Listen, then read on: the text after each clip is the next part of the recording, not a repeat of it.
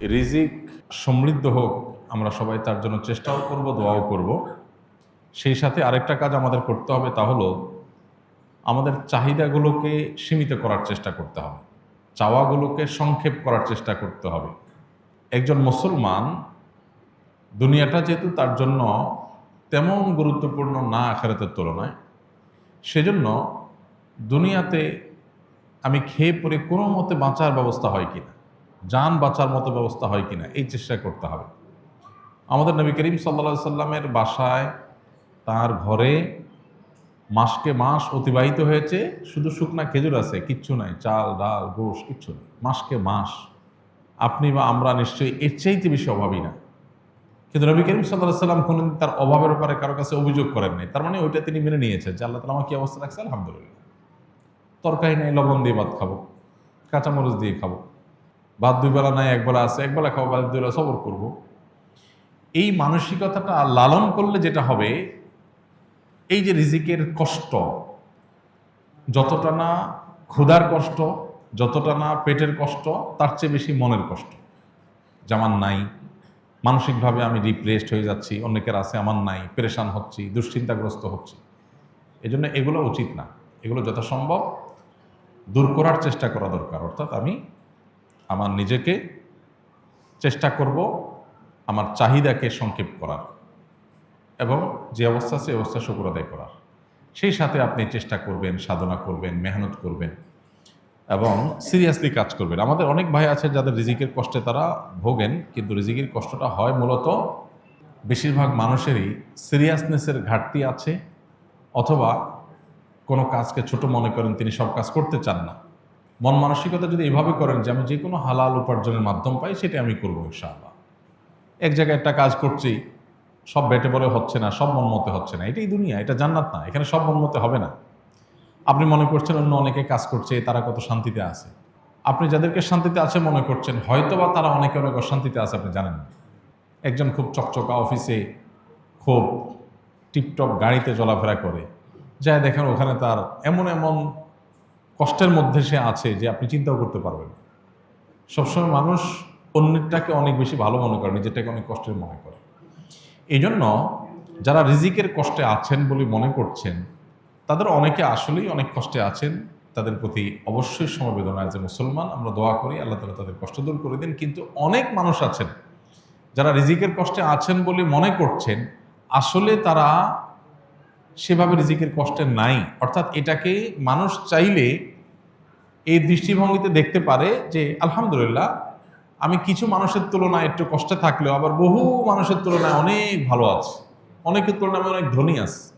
যেমন মিডল ইস্টের লোকজন, তারা বেশিরভাগ মানুষই বোতলের পানি খায় অভ্যাস, ছোটো ছোটো বোতলের পানি খায়। বাসা বাড়িতেও তারা, অফিস আদালতে তো প্রায় অলমোস্ট সবাই বোতলে পানি খায়। তাদের অনেক টাকা পয়সা, তারা আমাদের চাইতে অনেক বেশি ধনী দেশ, ধনী সমাজ, সেই হিসাবে তারা বোতলের পানি খায়, এটা তাদের জন্য একটা নর্মাল ব্যাপার। এখন একজন আরাবিয়ান, সে মনে করেন এক কার্টন পানিতে ধরেন 20-40 বোতল পানি থাকে ছোট ছোট, সে এইভাবে পানি কিনে খাওয়ার সামর্থ্য তার নাই। সে গ্লাসে করে ঢেলে ঢেলে বড় জার থেকে নিয়ে তারপর পানি খায়। সে নিজেকে কিন্তু গরিব মনে করে, কারণ তার আশেপাশে সবাই বোতল খুলে ডকডক করে পানি পান করে, সে এটা করতে পারতেছে না। সে কিসের পানি খায়? ফিল্টারের পানি, জার থেকে পড়ে সেখান থেকে সে পান করে। অথবা ফিল্টার করাও লাগে না, তাদের দেশে সব পানিগুলো জারের পানি ফিল্টার করাই আছে, ওইগুলো খায়, মগ দিয়ে খায়। তো মগ দিয়া যে খায়, এটা তার কাছে অভাবই মনে হয়। আহারে, আমি গরিব মানুষ, আজকে ওদের মতো টাকা থাকলে আমি এই বোতল খুলে ডকডক করে গিলতাম, একটা খাইতাম, ফালা দিতাম, আরেকটা ধরতাম। কারণ আমি পারি না, এই জন্য আমি ওই ফিল্টার করা যে জারের মধ্যে পানি থাকে, ওই জার থেকে ঢেলে ঢেলে খাই। এটা হলো গরিবের অবস্থা।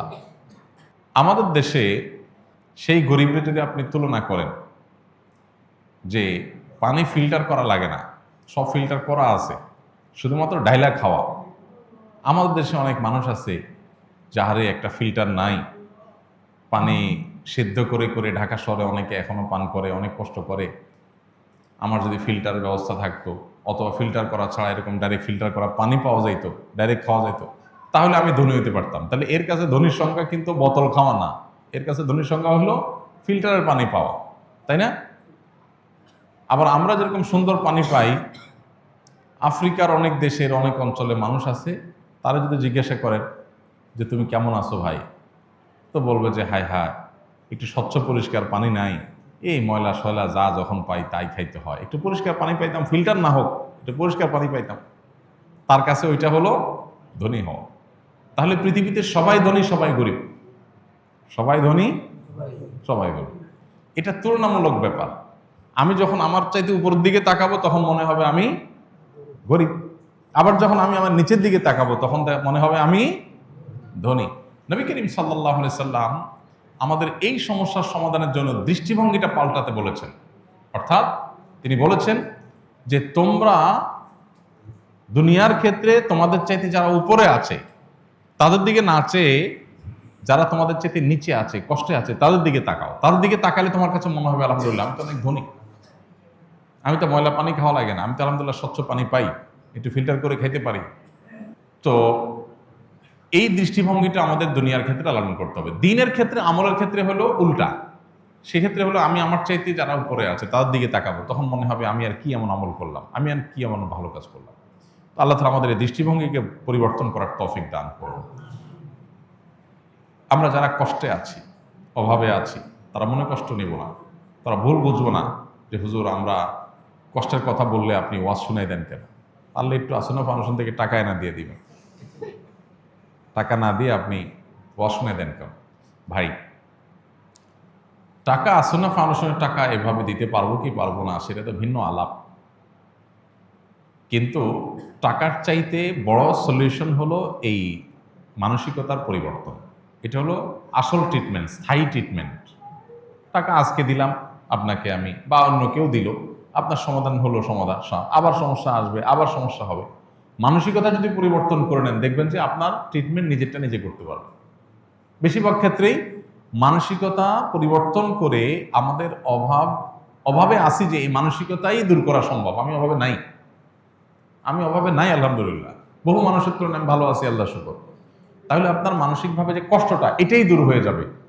বাকি কষ্ট যেটা আছে সেটা দূরের জন্য সিরিয়াসনেস, আল্লাহর কাছে দোয়া, সঠিকভাবে চেষ্টা করা, বুঝে শুনে পা ফেলা, বুদ্ধিমান অভিজ্ঞতার সাথে পরামর্শ করে করে ইনিশিয়েটিভগুলো নেওয়া, ইনশাআল্লাহ এগুলোর মাধ্যমে বেশিরভাগ দারিদ্র্যের মোকাবেলা করা সম্ভব ইনশাআল্লাহ। আমরা দোয়া করি আমাদের এই ভাইয়ের জন্য, ভাই ওসমান গনির জন্য, আল্লাহ তাআলা তাকে হালাল রিজিকের, বরকতময় রিজিকের ব্যবস্থা করে দিন।